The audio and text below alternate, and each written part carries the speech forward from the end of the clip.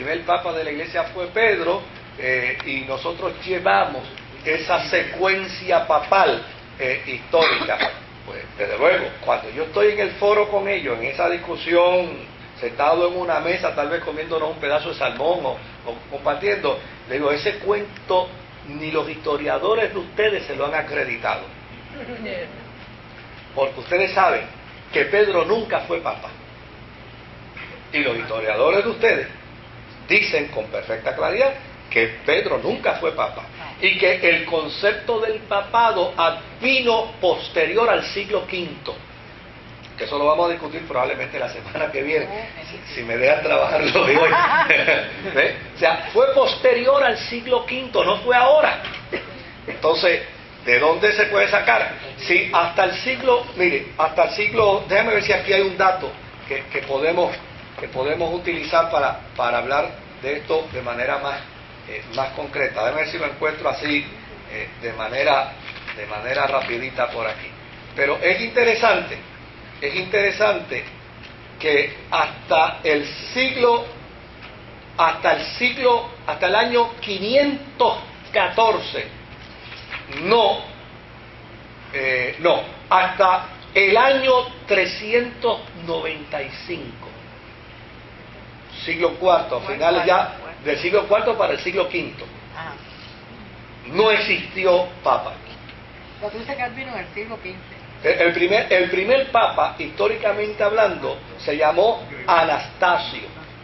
Y Anastasio vino a ser el primer papa de la historia de la iglesia en el año 399 al año 401. Ya, obviamente, en el siglo V. Yo entendí 15. No, siglo V. Ahora, con anterioridad al siglo V, la iglesia lo que tenía era obispos. El obispo de Roma, el obispo de tal lugar, el obispo de aquel lugar. La iglesia, de hecho, cuando se dio el concilio de Nicea, una de las cosas más interesantes que provocó ese concilio era que los obispos nunca se habían visto. Y habían como 300. Y ya habían como 300 obispos. Y nunca se habían visto. Y se encontraron allí por primera vez y hablaron, interactuaron, cambiaron de impresiones, se vieron las caras por primera vez porque con anterioridad no había. Pero todo este tema yo lo voy a discutir la semana que viene, en la historia del papado. Esto es más bien un entremés para que lo veamos, más bien como parte de ese concepto, de este resumen que estoy tratando de hacer en términos de la historia. Claro, la semana pasada concluimos diciendo que con la muerte de Agustín, entonces los vándalos no eran otros que las comunidades que estaban ubicadas en la periferia de la frontera del Rin y del Danubio, entre Polonia y Alemania.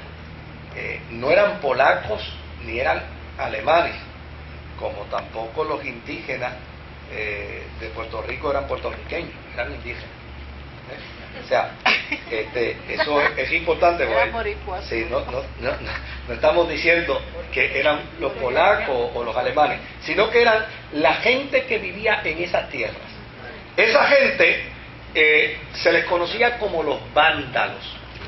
Y estos individuos empezaron entonces a ponerle sitio, es decir, a rodear y a ocupar la ciudad de Hipona después de la muerte de San Agustín.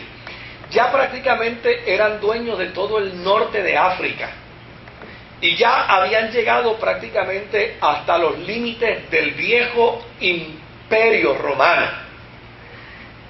Y desde luego, como parte de los vándalos estaban los godos y una serie y los visigodos y toda esa gente, ¿verdad? Que claro, los vamos a tratar de manera bien somera, porque la verdad que eso es una complicación de diferentes etnias, de diferentes tribus, que cada cual tenía su... exactamente. Ahora, es importante decir algunas cosas someras de ellos por la siguiente razón, y les voy a explicar. Porque después de este evento del siglo V, la iglesia jamás volvió a ser como fue hasta el siglo IV. Y la visión de la iglesia jamás volvió a ser como lo fue hasta el siglo IV. Después de esa intervención. Después de esta intromisión, de la caída del Imperio Romano y de la intromisión de toda esta gente que estaba en la frontera del Rin, en la frontera del Danubio. Jamás el cristianismo volvió a ser igual. Entonces, por eso es importante, aunque sea someramente, mencionarlo. Claro, hay evidencia de que ya el Imperio Romano estaba dando señas, el viejo Imperio Romano estaba dando señas de su desmoronamiento ya para el año 378. Los godos habían llegado hasta Constantinopla, habían matado inclusive a un emperador en la década, en el año 378, y eso, desde luego, pues, el que los godos hayan matado a un emperador daba señas de que ya el imperio estaba debilitándose. La invasión de los pueblos germánicos ya era evidente como muestra de que la unidad del viejo imperio estaba llegando a su fin. Ahora, necesitamos entender algo aquí bien claro, y es que no podemos perder de perspectiva que si bien el imperio se hizo cristiano, el imperio romano, el imperio nunca funcionó de manera cristiana. Eso tenemos que tenerlo meridianamente claro. Desde luego, el imperio fue el que decidió hacerse cristiano, como ya dijimos al principio. O sea, a Constantino nadie lo evangelizó, es más, viejo muriéndose fue que lo llegaron a bautizar. Porque, una conveniencia. Sí, era un obispo sin bautizarse. Entonces, claro, es como resultado de eso que los cristianos no tuvieron otra alternativa que mera y sencillamente pues dejarse llevar por la carreta del imperio. Pero no podemos excusar el cristianismo tampoco. Muchos de los cristianos se montaron en esa carreta y, como dice el jíbaro, les dieron pon. Les dieron pon y después quisieron guiar. Ahora, fíjense que esto trajo como consecuencia, ¿saben que hemos enfatizado mucho de que la historia de la cristiandad lo que revela es la afirmación de la profecía de Jesús? Las puertas del infierno no prevalecerán contra la iglesia. Miren, la iglesia pudo sobrevivir a todas sus etapas de crisis. Como resultado de la llegada del imperio a la iglesia, hubo el retiro de los monjes. Y el retiro de los monjes, aunque en cierto sentido puede ser censurado, por el otro lado, tenemos que decir que ese retiro de los monjes ayudó, porque gracias a que había monjes en los desiertos, Atanasio se salvó la vida un montón de veces, Ambrosio se salvó la vida un montón de veces. Si esos individuos no hubieran estado en los desiertos, los hubieran liquidado, ¿verdad? Entonces, por el otro lado, cuando uno habla de la postura de los donatistas, que eran rígidos, que eran cristianos ultraconservadores, oiga, esa postura del donatismo, a pesar de que podía ser censurada y fue censurada por la iglesia, fue necesaria porque a través de ellos se mantuvo la vida mística de la iglesia. O sea, que cuando uno suma todo, dice, esto estaba bajo el control de la gracia de Dios, del cuidado soberano de Dios.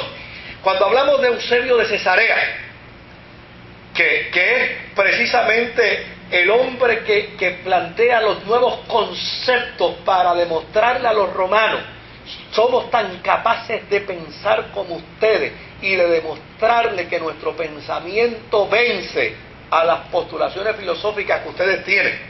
Y por el otro lado, cuando vemos entonces, digamos, a un Atanasio y sus exilios para salvaguardar la fe apostólica, a un Ambrosio con posición firme ante Teodosio para evitar el arianismo, a un Ambrosio que con sus sermones de justicia se enfrenta al emperador. ¿Se acuerdan? Cuando le dijo al emperador, tú eres un asesino. Oiga, y como tal no puedes entrar